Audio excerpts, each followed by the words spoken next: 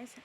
So this week I wanted to talk about emotional regulation and subliminal messages that we get fed of like fear and failure and things like that, and self-sabotage. So I'm pretty sure that everyone has experienced a time where we have actually self-sabotaged, in relationships or in work or in study, doing things that are not necessarily healthy for us. And sometimes it's really hard to actually push through that. So I've done a little bit of research because I always like to provide you guys with information on how to be aware that you are self-sabotaging, and be aware that there are old messages coming through, but also on how to regulate those emotions, what to do when you do feel like that. Okay, so I'll give you an example. So last week, I was due to go into the city to, put forward my last assignments in sociology, and a day before, I had to look over the assignments and complete the second one. And I couldn't fathom it. I really couldn't. And there was this pull towards just not pursuing the thing that I absolutely love, which is researching and obviously succeeding, with these old messages kind of playing out, right? So the next day I pushed through, I got up, I got on the train. Halfway on the train, I was like looking at the one coming back the other way, and I was like, oh, I could just jump on the one coming back. And all of these things were kind of an automatic response, and then there was the overthinking that came after it, right? And so I'm sitting there before going in, and I'm sitting under this bridge where all the trains are flying over the head, feeling like a bit of a troll, just under the bridge, like, nah, I don't want to do it. I don't want to go anywhere. I don't want to succeed, because what if I fail? And then I guess I'll have tried and failed and learned something, right? I couldn't possibly have that. So I eventually, started arguing with myself, using a little bit of CBT on myself, right? So I'm sitting there going, well, I don't know where the class is. And I'm like, no, you do. You just need to check your email. And I'm like, well, what if I'm no good? I'm like, well, you know this subject. You've researched a lot. What's the worst that could happen? And then my brain was like, yeah, but you're really not that good at this. And I was like, I'm pretty sure I am, actually, brain. Thanks so much for the confidence. So I eventually got up after about half an hour of just kind of sitting there, in my own misery, after my discussion with myself, and I got up, went to class, passed the subject, and I guess proved to myself that all of those things that I was feeding myself were wrong. And then what I did was, for the next week, I spent some time figuring out why, because we can go through these situations and often we can not go through the process of why, because why is the most important. We don't do these things for nothing. Emotions come up for a reason. So, the main reason for emotions coming up is because we've been triggered by something, or currently, or from the past, that's feeding us those old messages. And the other thing is, there are things that are unaddressed, right? So you might think that if something comes up, messages or feelings, you might think, oh, that's still a problem for me. I thought I'd gone past that. And then we get into this defeatist mindset. So we're like, oh, I must still, be that person that I was then. I haven't grown. I haven't changed. I haven't learned anything. I'm still doing this. And that's actually a lie. Just because, you're having these feelings that come up towards maybe a new relationship or something like that, it might be fear, it might be whatever. We think that that's actually because it's something currently that's affecting us. And what it is, okay, so there's two ways that we'll experience trauma or emotions, to that type of thing in our body and our mind, right? And then self-sabotaging follows that. So the first way is we'll have these uncomfortable feelings, we'll have this pull, we'll not want to do something, and we won't have anything to actually base it off. We'll be sitting there feeling uncomfortable and sad and anxious, and we'll have no answers. You know, it's just this white noise, this confusion. And we're thinking, why is this happening? I mean, I'm a good person, right? I do all these wonderful things. The reason for that, right, is because where our memories are stored, emotional memories that are traumatic and stuff like that are stored in short-term memory, and long-term memory is where, you know, if we've let go of that kind of stuff, it gets stored. So people with PTSD, flashbacks, things like that will be stored in the short-term memory because they haven't been able to kind of move past it. So if you're not getting any answers, that's a good thing, right? That means that you've moved past whatever it is that's affecting you, and this thing has just brought it up and triggered it, which your mind and body remember, okay? Because they remember everything. Your mind and your body remember everything, especially things that hurt you. So they will remind you, and they'll be like, oh, remember that time that you didn't function? We don't want that, and we're all about your survival because it's us, right? We're all a team. So that's when you get these uncomfortable feelings, the fear and all those other things. They come up to remind you that we want to be safe. We don't want to do those things that made us, you know, unhappy or, you know, really affected our growth and our stability last time. So that's why that kind of stuff comes up, and you might not have any answers. You might feel really confused, and which I think for me makes me more anxious or sad or whatever, because I feel kind of like I need an answer. I need to know why this is happening.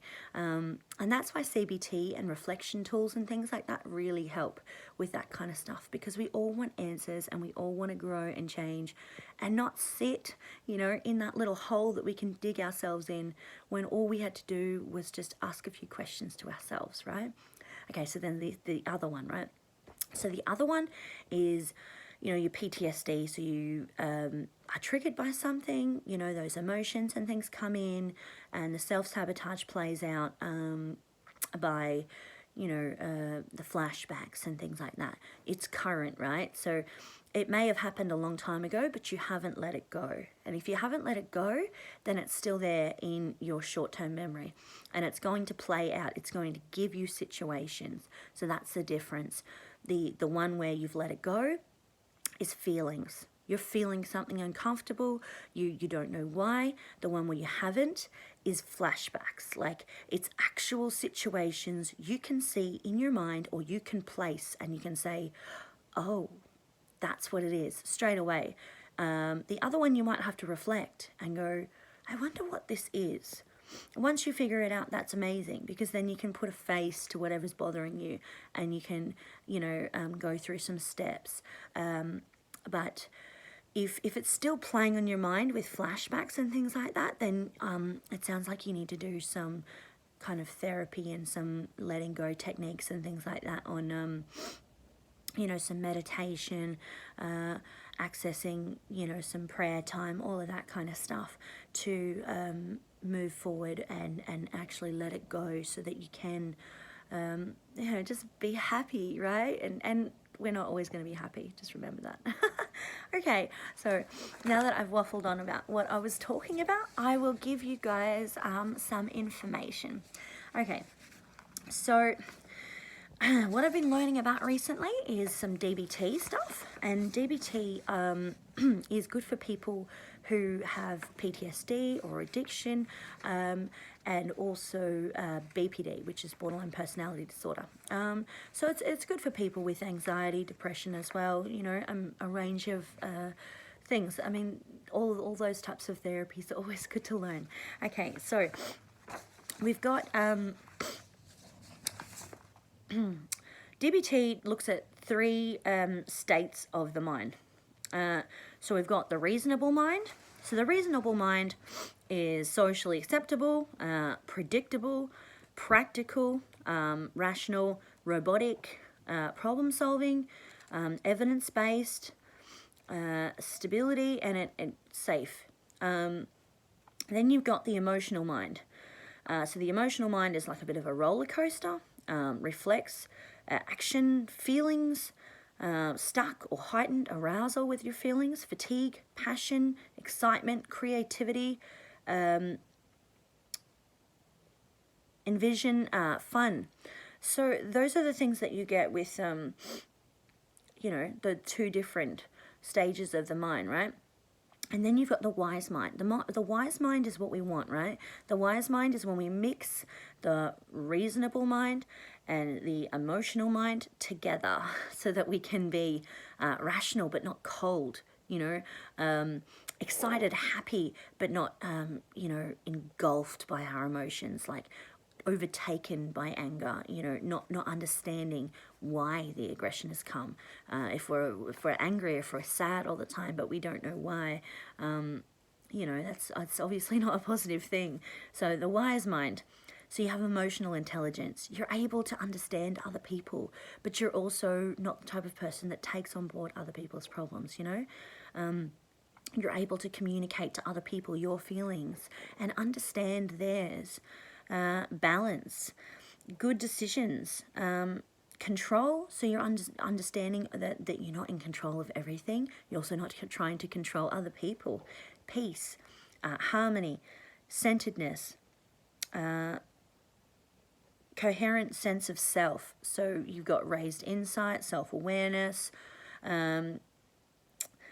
experience and growth. So you're all about the change, the growth, the not the fixed mindset, which is obviously not about growing. It's about kind of blaming other people and you know, not taking those chances and opportunities that present themselves out of fear, those types of things. Okay, so now I'll go into some of the research that I have here in front of me. And I've got a few exercises as well. I think I might do another video for the meditation exercise that I've got, which I think is really great. Okie dokie. So, the reasonable mind. A person is in reasonable mind when she or he is approaching knowledge intellectually, is thinking rationally and logically, attending to facts, is planful in her or his behaviour, focuses their attention, is cool in their approach to problems. And like I said, that can come across disconnected or cold as well. If you're obviously too reasonable. Okay, emotional mind.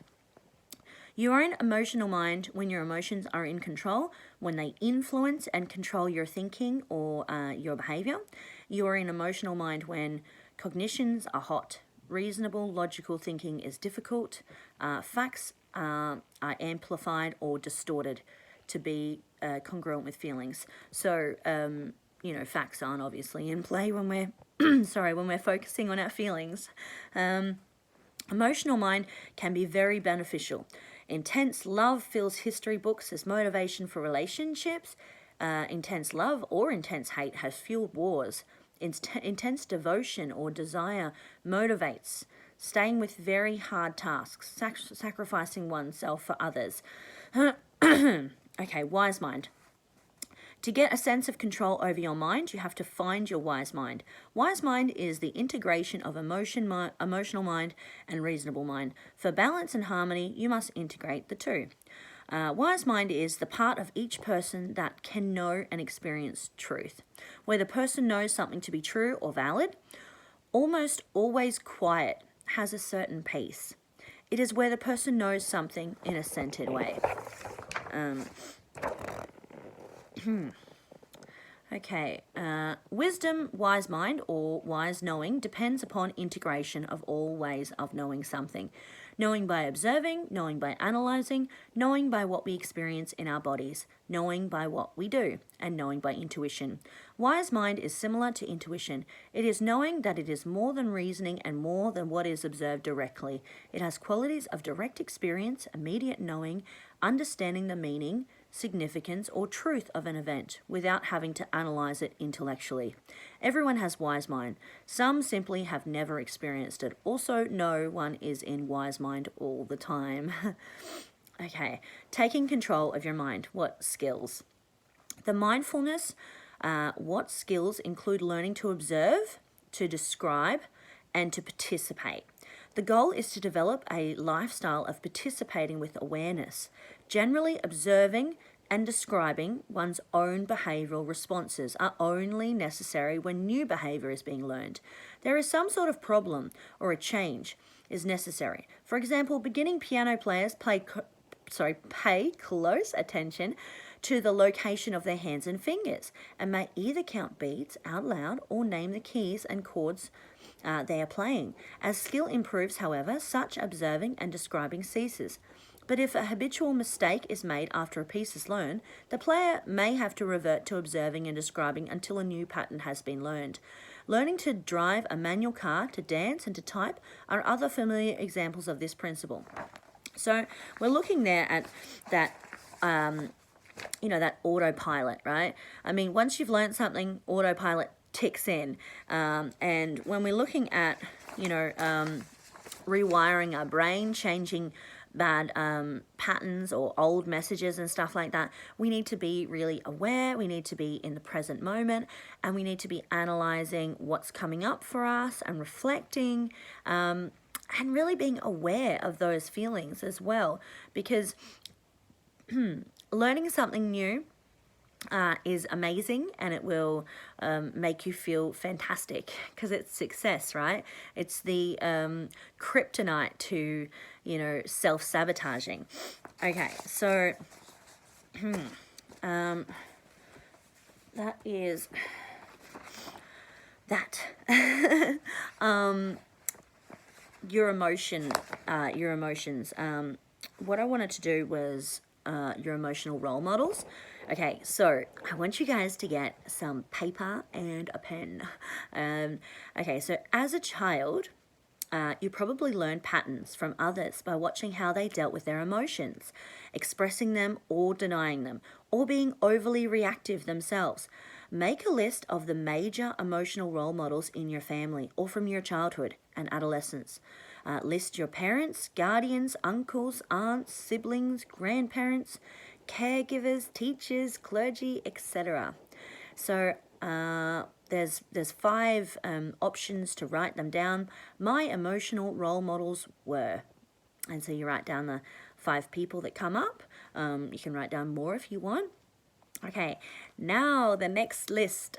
Okay, so next, rewrite your list below using up to 5 people that you think were most influential. If your list of the most influential is shorter, then work with that. Then in the space provided below each person's name, list their dominant emotional style, their general emotional trait. Then write a brief summary about how you remember these people. Think through if you remember them as angry, peaceful, balanced, imbalanced, depressed, anxious, etc. Finally, summarize what you think you may have learnt from each of these individuals. For example, did you learn to ignore your emotions? Did you learn emotional balance? Did you learn to take your emotions seriously? Did you learn to be out of control or chronically angry? Or how to judge others for displaying their emotions, and so on. You may include in this summary your opinion about whether these models and their lessons have been effective or detrimental to you. So when I was looking at this, I thought, that's awesome. Because there are some traits and things that I act out, and I think, where'd that come from? And I think that this is amazing because the self-sabotaging comes from subliminal messages. Subliminal messages are things that we have seen through our lives, that have been fed to us. Over a certain period of time. Maybe it was a bad relationship. Maybe it was our parents. Maybe it was a teacher, at school or something. There are things that have stayed in our bodies and in our minds and are still affecting us today. And, You know, that is the last thing we want to do. Let these negative messages take control and destroy our lives, because we are so much better than that. So I want you guys to write these things down, or even just have a think about it. I mean, I prefer to write them because there's actually a connection with us learning and expressing ourselves better by doing it. So it is beneficial, just saying. Okay, I'm just going to do one last thing before I end today's video, and then I'll do the meditation mindfulness exercise on a separate video. So what are emotions for? So they are to prompt and organize us for action, give us important information about what's going on in any given situation, are for motivating, are for communicating to others, and are fundamentally adaptive. So it talks about, I'll take some photos of this so you guys can get like a full read of it. It's really good. So they prompt and organize us for action. So it talks about, you know, how our whole body goes into alert, you know, when something triggers the emotion of anger or fear. You know, the anger can organize for aggression so that we can fight, you know. The fear will get us ready to flee. And these things happen before we even get to our conscious thoughts. You know, that's in our lizard brain. So it's a fight or flight, you know, that's before our conscious thoughts come into play. So they give us important information about what's going on in any given situation. So the warning system tells us that something is happening in our environment that we should know about. You know, it helps us to socially interact. It helps us to love, to pay attention to what information, you know, emotions make that massive difference in the way that we can communicate or feel or experience joy and all of those things.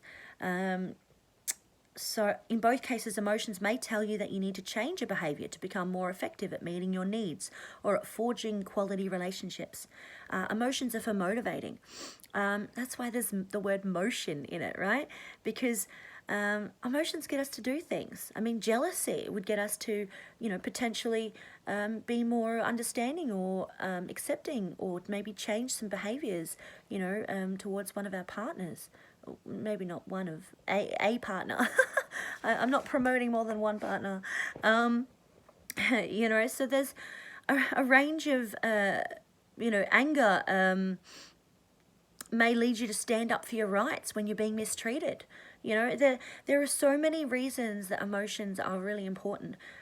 So communication, obviously, you know, emotions help for us to express that. Emotions are fundamentally adaptive.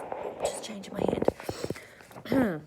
All that has been said above is summed up in this statement. Emotions are inherently, essentially, fundamentally adaptive. That is, your emotions are helpers. Sometimes, I liken emotions to shepherds that try to guide us to safety and well-being. Even painful emotions such as fear can guide us away from danger. Love can guide us to build and enhance relationships. Interest can help us to expand our learning and self-mastery through learning. If you have written off your emotions because you sometimes find yourself being too emotional, it's time to change your mind. It's time to learn the natural functions and advantages of emotions while also realizing that you will always face making mistakes and feeling strongly. If you get off track, the skills you can learn in this book will help you to get back on track. Okay, so I want to end on this one last thing so I can get you guys to kind of get an idea of what happens in our bodies, right? Okay, so the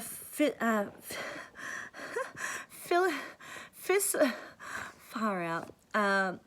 I'm trying to say philosophically, but it's physiology. The physiology of emotion. The following will illustrate. Okay, so anger. Physiology. Got it. Anger. Blood flows to the hands, making it easier to grasp a weapon or strike at a foe. The heart rate increases and a rush of hormones such as adrenaline generates a pulse of energy for vigorous action. Okay, fear. So think about those emotions feel when you go to think about them. Have a think and go, oh, do I do that? I think I do. That's what that emotion is. Because often we're feeling one emotion, right? So you go, I'm feeling anger.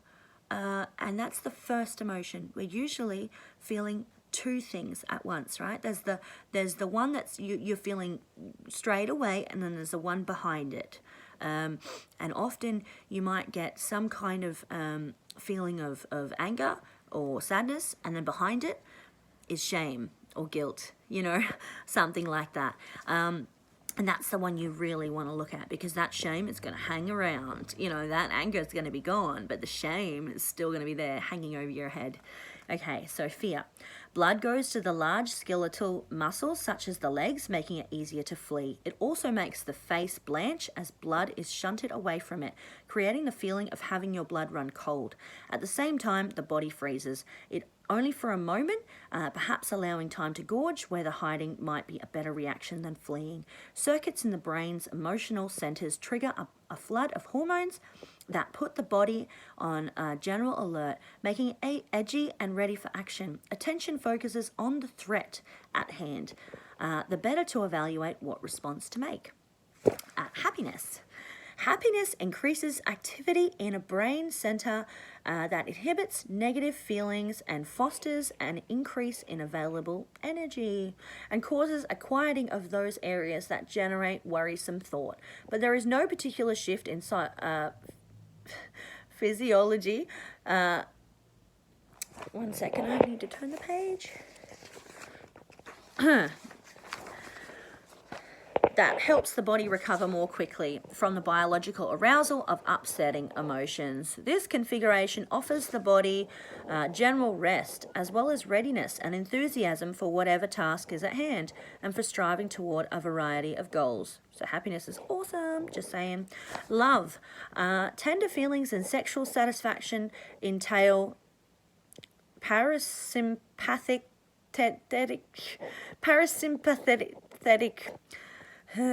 arousal, the physiological opposite of the fight or flight mobilization shared by fear and anger.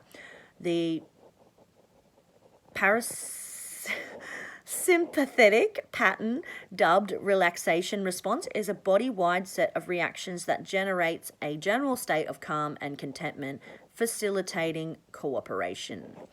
Surprise. Lifting your eyebrows enlarges your visual field and lets more light strike the retina. This yields more information about the unexpected event, making it easier to figure out exactly what is going on and concoct the best plan for action. Hey, who knew surprise was a good thing? Disgust.